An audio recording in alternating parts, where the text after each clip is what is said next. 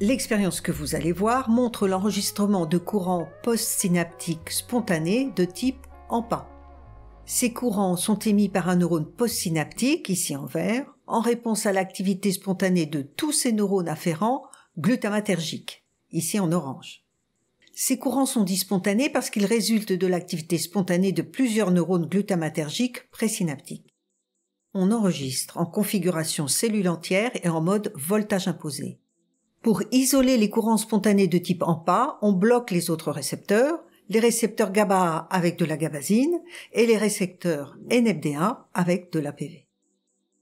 J'ai ajouté de la gabazine dans le milieu extracellulaire afin de bloquer les courants GABA et de l'APV afin de bloquer les courants glutamate de type NMDA. Le potentiel de maintien est de moins 70 mV et le potentiel d'inversion des cations est ici de plus 10 mV. Si je maintiens le potentiel de la membrane à moins 70 mV, à ce potentiel, les courants AMPA sont négatifs. On voit ici les courants qui sont les déflexions vers le bas de la ligne de base, et ces courants sont négatifs et donc entrants. La base de temps d'environ 40 millisecondes nous donne une indication sur la durée et la fréquence d'apparition des courants AMPA. On voit ici sur l'écran défiler l'enregistrement des courants spontanés AMPA au cours du temps. Ces courants ont une amplitude variable, de l'ordre de la dizaine de picoampères, parce que on n'a pas toujours le même nombre de synapses glutamatergiques actives en même temps. Alors en effet, les courants synaptiques AMPA résultent de l'activation synchrone de nombreux récepteurs canaux AMPA postsynaptiques, activés par la libération de glutamate, par les terminaisons axonales afférentes aux neurones enregistrés. Pour vérifier qu'il s'agit bien de courants AMPA, on ajoute dans le milieu extracellulaire du SYNQX. C'est un antagoniste spécifique des récepteurs canaux de type AMPA. On observe alors la disparition progressive des courants AMPA.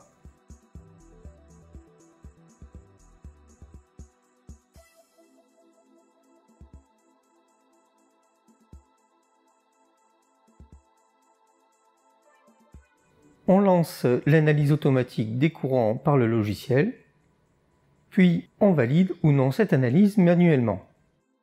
Alors les paramètres qui nous intéressent sont pour chaque courant, son intensité, qui est ici la hauteur de la déflexion entre le point jaune et la croix rouge, le temps de croissance représenté par le temps écoulé entre le point jaune et la même croix rouge, et ensuite le temps de décroissance qui est mesuré entre la croix rouge et le point violet. Et on s'intéresse aussi à la fréquence d'apparition des courants AMPA qui peut être mesurée par le temps entre deux points jaunes. Le diagramme de gauche nous montre l'amplitude des courants AMPA. Ici, pour chaque point bleu, nous avons la mesure de la moyenne des courants AMPA pour une cellule donnée, donc pour une expérience.